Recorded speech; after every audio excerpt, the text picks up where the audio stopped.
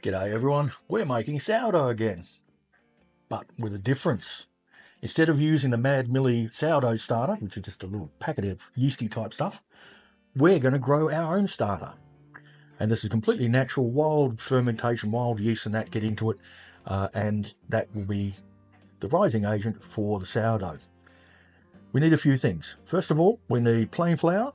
We're not going to use just yet, but we use it later. We need wholemeal flour, dechlorinated water, and our magic sourdough making flask, which I showed you in an earlier video. I'm doing this from the instructions from the Clever Carrot, and they have a nice little sheet you can print out that allows you to keep track of the stages, the feeding, and all the other things you need to do to keep this alive and growing for the week that it takes to actually produce. So, the plain flour we don't use now, but we do need that for the feeding, and you'll see that a bit later on. We need the wholemeal flour to start, and we start with 60 grams of wholemeal flour. So I've got the scale here, it's zeroed, and we drop in here 60 grams. All right, about that was 65. That'll do us nicely. Now, I think the reason we use the wholemeal flour is it probably has the yeast on the outside of the husks to kick things off. I'm just guessing, but I would guess that's the reason why. We now need to add 60 grams of water. So we'll bring this up to 125, 140. So we end up with a thickish sort of paste, like a porridge of wholemeal flour and water. Now, we're going to not scrape that on the sides because we want to see where we're up to. One hint that I saw is don't use metal implements, but I just did. Well, a little bit shouldn't hurt. I don't know why you shouldn't use metal implements. I can't see there to be a problem, but there you go. People know better than I do. So all we're going to do now is mark the level using our rubber band here. About that. There we go. So it's about that sort of level, pretty low. And we leave it for a day. Tomorrow we're just going to stir it several times and again still leave it. But day 3, we're going to throw half of it out and add 60 grams of plain flour and 60 grams of water, or 60 ml of water, stir it through and let it breed up a bit more. So as I said, all we're going to do, cover that with a cheesecloth, leave it for today. Tomorrow we give it a stir the day after we start feeding it. And we're going to feed it by taking out half, throwing that away, and putting 60 grams of flour and 60 grams of water into the mix, giving it a stir, and let it breed up. So let's cover this and put it away for now. Sourdough starter. And we've actually got some life, some activity in the starter now. I'll just pop that off. And if you look in there, we can see it's bubbling and it's growing and it's sort of become fluffier. As usual, we're going to take about half of it out, which is supposedly 90 grams, but I don't think I want to take 90 grams out. It'd be too much. I'll take a few spoons out. It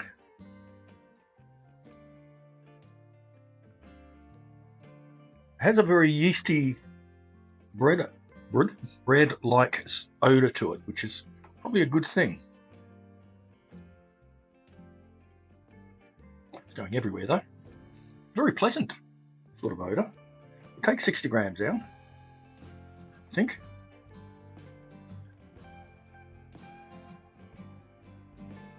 All right, that's a little bit over 60 grams. That's 80, no, that's a teaspoon. Yeah, 63 grams, that's fine.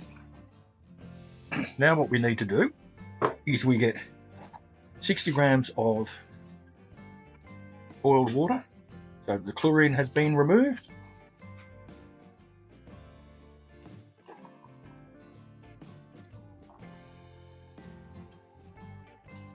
Another 60 grams of flour. That'll do nicely. So we'll mix this up into a paste. Get as many of the lumps out as we possibly can. It's very thick, but it seems to become more watery over time. We can see. But that's what the recipe states, so in it goes.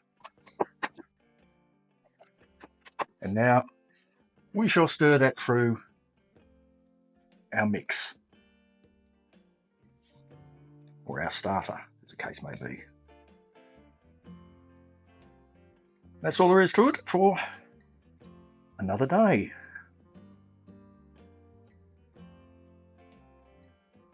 The only thing left to do is put our lacquey band where the new level is,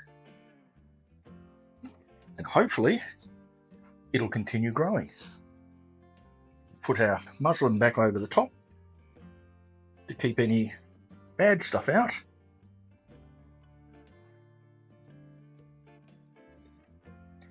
There we go. And that's it for another day. We have 3, maybe 4 days until we can try baking with this.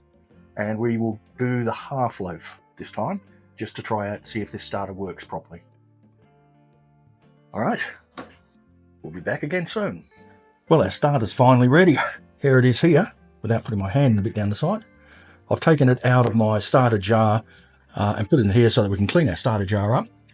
And we're about to make a small loaf of sourdough with our own starter. So if you want to go and get the recipe from there, it's also where I got the recipe for the starter. So what we have is 500 grams of flour, good bread making flour, 10 grams of salt, 25 ml of olive oil, 250 ml of water, and we're going to need 150 grams of our starter culture. So, turn the scale back on again, make sure it's zeroed, and we'll put that in. Isn't it gooey?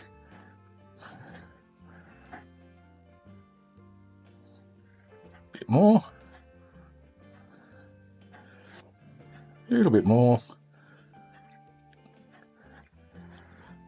and this should give us sufficient to continue on with, and we shall now start mixing everything together. So we have our flour and salt. It's 2 teaspoons, by the way.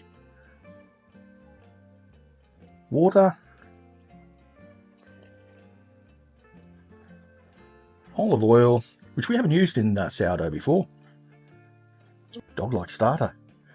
So let's pour that in, and we'll scrape it out with our scraper. It's quite bubbly and lively.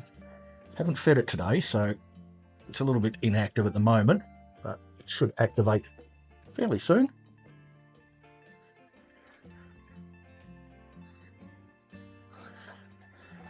There we go. Right, how we stir that through. It's coming together nicely as a dough, and I've washed my hands, so that's all good, because we're going to get in there and bring it all together. Well, we could use our dough mixer. Let's try our dough mixer. I think it is better with the hands. Once it's reasonably well mixed, we'll use our hands. All right, I'm not kneading it, I'm just mixing it through, because we don't need sourdough, I believe. That doesn't sound right. We do need it, we like it, but we don't need it. We need sourdough with an N, but we don't need sourdough with a K. All right, so we'll just sort of push all this together. Still a bit sticky on the inside, which is fine. So now that we've got it into a rough sort of ball, we need to let it go through its first stage of brewing up. And there is a term for that, but I'm going to have to go and look it up again. This will be around 30 to 60 minutes. We're going to cover it with a very damp cloth and just leave it. Right, we've left it an hour in there, covered with a very damp cloth to autolyse is the term I was looking for before. So we now take this out and we're going to form it back into a ball. It's pretty much ball now, but we'll do it as well. And this is also the time you would add any herbs or olives or anything else that you wanted to put into the sourdough. So let's just shake that into a ball. It's a bit sticky now, which is good, and a bit stretchy as well.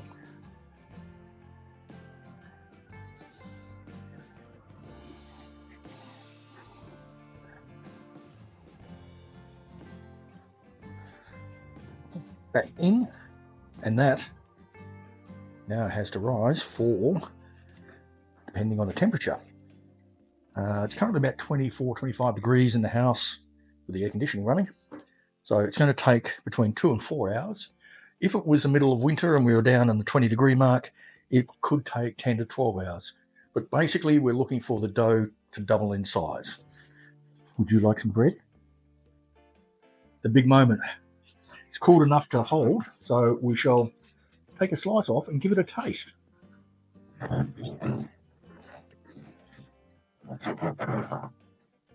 That worked.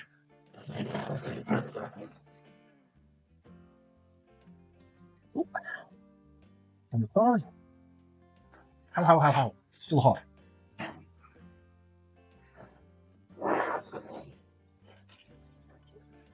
Let's get some butter. We have lots of butter on it.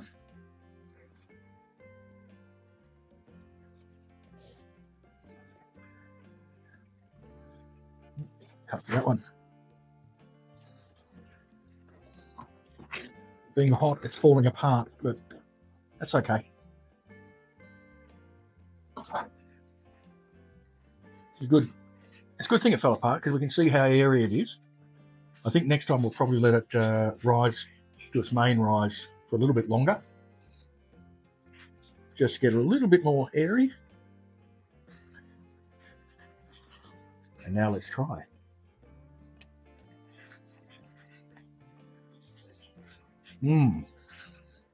That is good. That is really good. Camera person. I really like the texture. It's light and fluffy. It's got more of a sourdough taste than the one with the store-bought starter.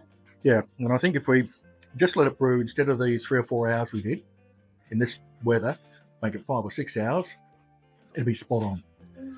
Okay, we now have our starter. So that means we don't buy the Mad Millie stuff anymore. Saves us a few dollars. I think it's about $8 or $9 a pack of. But the texture's great, the crust is great. That is a success. What do you reckon? People, if you make sourdough, what do you think of my attempt? I'm pretty pleased with that as a first go. Let me know in the comments. And I'm going to eat some more bread. It's your life. Catch you in the garden.